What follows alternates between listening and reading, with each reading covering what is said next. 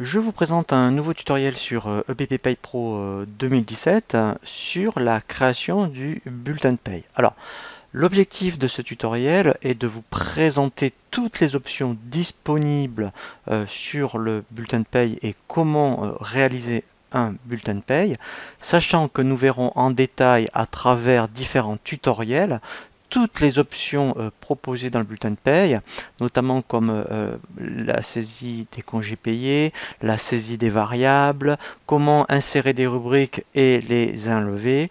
Et aussi, on verra quelques nouveautés sur les versions 2017, notamment sur tout ce qui concerne l'aspect régularisation. Alors, dans un premier temps, on va voir comment faire un bulletin de paye de différentes façons. La façon la plus simple, alors là, bien sûr, cela dépend en fonction de votre effectif, c'est de faire les bulletins de paye à partir du salarié. Donc ça, c'est intéressant. Quand vous avez 5 salariés, par exemple, eh bien, au lieu de lancer ce qu'on appelle un traitement par lot, on va directement créer le bulletin de paye à partir du salarié. Donc, je rentre ici au niveau du salarié. Donc, dans le menu de navigation, ici, vous voyez salarié. Voilà. Donc, je clique sur le premier salarié. Donc là, mettons, j'ai 2 salariés dans cette entreprise. Voilà. Et ici, vous voyez, donc j'ai un onglet qui s'appelle Bulletin. Et je vais cliquer ici sur l'option Créer. Et donc, je vais faire Créer bulletin. Donc toujours, alors là sincèrement, je vous le conseille, c'est de garder l'option à partir du profil. Comme ça, tous les mois, il va repartir à zéro au niveau des variables. Mais également, si par exemple vous avez mis à jour des rubriques de paye, et bien lui va, et que vous les avez bien intégrées dans le profil, donc tout ça on le verra en détail dans différents tutoriels sur le paramétrage, il va repartir toujours d'un profil à jour. Alors que si vous faites à partir du précédent, moi je vous le conseille pas, hein. C'est assez dangereux. D'abord parce que quand vous avez saisi des variables, il va vous reporter les valeurs des variables que vous avez saisies. Et s'il y avait des rubriques de paye que vous avez insérées que pour un mois, il va donc vous les reporter. Et si vous oubliez de les enlever, eh bien vous pouvez donc avoir un bulletin erroné. Donc nous c'est ce qu'on va faire. On va faire à partir du profil. Donc là je fais OK. Donc là il m'a calculé un bulletin de paye. Donc là on va le voir en détail. Je double-clique dessus. Donc là déjà aussi au niveau du statut, je suis en mode brouillon, donc ça veut dire que je ne l'ai pas validé, hein, puisque je n'ai pas fait les virements, le transfert éventuellement en compta. Donc là, je suis en mode brouillon, je peux revenir à tout moment dessus. On se présente, vous voyez, donc un bulletin de paye. Donc déjà ici, vous avez le corps du bulletin et à droite, vous avez toute une série de grilles. Donc par défaut, il se met sur une grille qui s'appelle saisie des variables, donc on y reviendra dans un second temps. Voilà. Donc au début, effectivement, lorsque vous faites créer un bulletin, par défaut, il vous crée le bulletin par rapport aux informations qu'il connaît dans la fiche du salarié.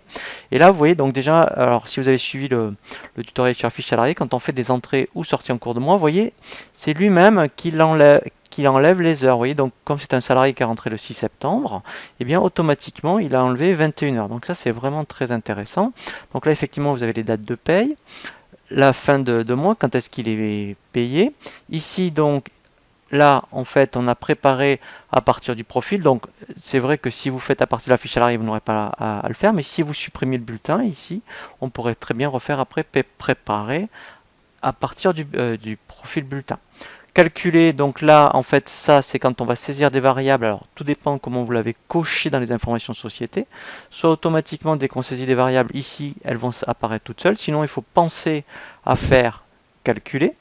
La paye à l'envers, donc ça on va voir un tutoriel spécifique, comme son nom l'indique, c'est intéressant pour faire des simulations par rapport à une prime que l'on veut donner. Si on dit, ben voilà, vous voyez, mettons ce salarié a un net de 1325, dire tiens, je voudrais qu'il ait un net à payer de 1500 euros, quel est le montant de la prime que je dois affecter. On s'en sert aussi pour les indemnités journalières, donc on verra différents cas de figure. Le bouton valider, donc ça, eh bien effectivement, quand vous dites bon ben ok, moi j'ai tout vérifié, ma paye est juste, je ne veux plus revenir donc sur le bulletin de paye. Alors c'est aussi intéressant de valider les bulletins de paye si vous êtes à plusieurs personnes à intervenir sur BP Pay, eh bien au moins là il n'y aura aucun risque de modification. Donc vous validez le bulletin de paye, sachant qu'on peut le dévalider. Voilà, bien sûr si on n'a pas clôturé le mois, hein, sinon il faudrait déclôturer. Mais au moins après, si vous voulez faire les virements, eh bien vous validez votre bulletin de paye et au moins vous êtes tranquille. Alors voir salarié, c'est très intéressant, c'est-à-dire que depuis le bulletin de paye, on peut accéder à la fiche salarié Et l'intérêt, c'est que si j'avais modifié par exemple son salaire de base, ou une information qui directement va dans la fiche, dans le bulletin de paye. Vous voyez, par exemple, au lieu de 2000, je dis tiens, ben en fait, c'est vraiment pour vous montrer. Hein, voilà, je fais 2100. Donc là, je fais enregistrer et fermer. Et quand après je vais revenir sur la fiche, sur le bulletin de paye, eh bien, je vais avoir apparaître les 2100. Donc pour l'instant, vous voyez qu'ici, ce n'est pas le cas. J'ai plus qu'à faire calculer. Voilà. Et là, vous voyez, j'ai bien les 2100 qui apparaissent. Donc ça, c'est bien. C'est vraiment dynamique. On ne peut pas, on n'est pas obligé de sortir du bulletin de paye pour mettre à jour la fiche salarié. Alors, créer profil. Alors ça existe, mais sincèrement, enfin, je pense que vous le ferez jamais. Je vous le conseille pas. C'est-à-dire qu'on peut créer un profil à partir d'un bulletin de paye. Ça n'a aucun intérêt pour moi. La démarche, hein, c'est de faire le paramétrage et de mettre à jour un profil. Pas de créer un profil directement à partir d'un bulletin de paye. Sauf vraiment cas exceptionnel, vous insérez 2-3 rubriques, vous dites bon ben je suis sûr d'avoir tout le temps ces rubriques pour ce salarié ou pour X salarié et je crée un profil. Mais en fait, hein, c'est pas trop la démarche et la procédure quand on est en paramétrage de paye. Alors voir duplicata, donc ça on le verra, c'est intéressant. Donc là c'est normal, il n'y en a pas. C'est quand on imprime 2 fois le bulletin, et bien automatiquement il y aura voir duplicata. Donc ça aussi, hein, c'est une option que l'on génère dans les informations société. Régularisation, donc ça c'est tout nouveau, donc là on va le voir en détail hein, un peu plus tard, hein, dans un tutoriel spécifique. Et bien maintenant effectivement on peut mettre à jour des rubriques de régularisation et on a un assistant pour faire ça, c'est vraiment très très bien. Envoyer par mail, donc ça si vous avez coché dans la fiche salarié l'option envoyer par mail, automatiquement eh bien on peut envoyer par mail le bulletin de paye aux salariés. En bas, donc là, alors là, c'est pas indiqué, mais alors normalement il aurait dû y avoir chèque ou virement en fonction de l'information qu'il y a dans la fiche du salarié. Ici, vous avez accès à tous les cumuls. Et à droite, alors on va après le voir en détail à travers différents bulletins de paye et tutoriels. Eh bien, vous avez donc l'option saisie des variables. Donc là, comme son nom l'indique, eh bien, tous les mois, quand vous avez des valeurs à saisir, eh bien, vous allez les saisir ici. Et en fait, elles vont apparaître automatiquement dans le bulletin de paye lorsque, bien sûr, les rubriques sont présentes. C'est ici aussi, donc on verra toute la saisie des congés payés et des absences et qu'on met à jour les compteurs. Donc ça, on y reviendra en détail. Pareil pour tout ce qui est formation. Et là, ça c'est intéressant, c'est les rubriques de disponibles. Donc vous avez plusieurs couleurs. Hein. Les couleurs vertes, c'est les rubriques de brut. Les couleurs rouges, comme ici, vous voyez, c'est les cotisations. Et quand on descend, voilà, eh bien on a le bleu, c'est tout ce qui est net à payer. Donc en fait, on fait ce qu'on appelle quand on veut insérer exceptionnellement, je dis bien hein, exceptionnellement, vous voyez, donc admettons, si je reviens sur mon exemple de prime, donc là vous voyez qu'elle n'y est pas.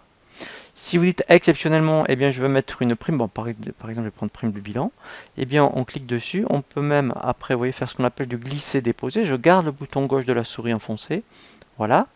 Donc là vous voyez, il me demande confirmation. Et là, en fait, voilà. Donc après, je n'aurai plus qu'à saisir la variable correspondante à prime de bilan. Et lui, automatiquement, on y reviendra hein, en détail, il va l'indiquer ici. Voilà, donc pareil, par contre, si je veux supprimer une rubrique du bulletin, alors ce ne l'enlève que dans le bulletin. Hein. Bien ici, vous voyez, j'ai le bouton supprimer. Voilà, et là, il va m'enlever voilà, directement la rubrique. Alors après, vous avez des petits boutons ici. Alors, on y reviendra en détail aussi sur le paramétrage. Donc ça, c'est intéressant.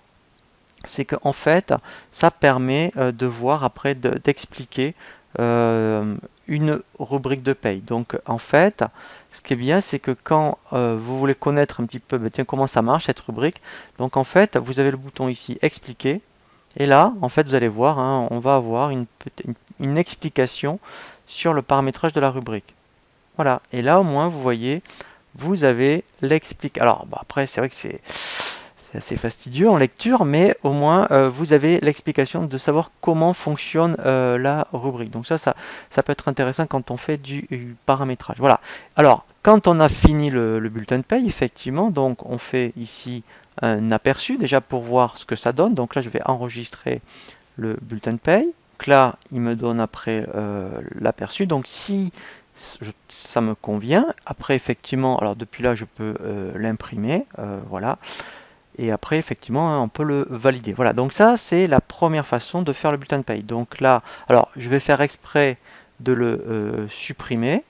Donc on a vu que en fait on peut faire un bulletin de paye à partir de la fiche salarié. Donc après, il y a une autre façon de faire les bulletins de paye. Donc là c'est intéressant quand on a une dizaine de salariés.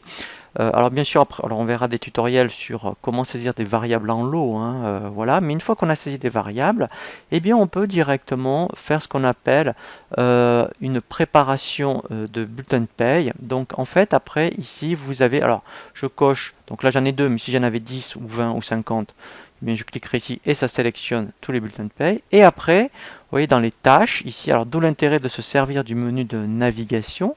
Vous avez l'option ici préparer bulletin. Et là, en fait, qu'est-ce qu'il va faire? Il va préparer les bulletins de paye pour tous les salariés que j'ai sélectionnés. Donc là, je fais OK. Voilà. Alors pour deux salariés, enfin, ça se justifie pas trop, hein, voilà. Mais après, sincèrement, quand on est une dizaine, c'est pas mal. Voilà. Et en fait, après, donc, ce qui est intéressant, donc là, après, effectivement, une autre façon de voir les bulletins. Vous voyez, dans le menu bulletin, j'ai ici l'option bulletin. Et là, je vois pour la période donc de septembre, hein, voilà, vous voyez, c'est bien indiqué. Après, si j'avais octobre, ça sera en noir. Après, voilà, donc ça c'est intéressant, hein, puisque ici j'aurai accès à tous les bulletins mois par mois. Et bien après, il suffit, même principe. Après, par contre, on rentre dans les bulletins de paye et on peut vérifier si tout est OK. Voilà, donc ça c'est une autre façon de faire les bulletins de paye. Donc on reverra cette méthodologie lorsqu'on verra vraiment le tutoriel sur la saisie des variables avec un tableau pour préparer un masque. Et après, en fait, eh bien, on saisit les variables, on fait préparation des bulletins, on pourrait même après cliquer sur imprimer. Voilà, et là c'est vraiment de la production. Voilà, donc là on a bien vu l'ensemble des fonctionnalités du bulletin de paye.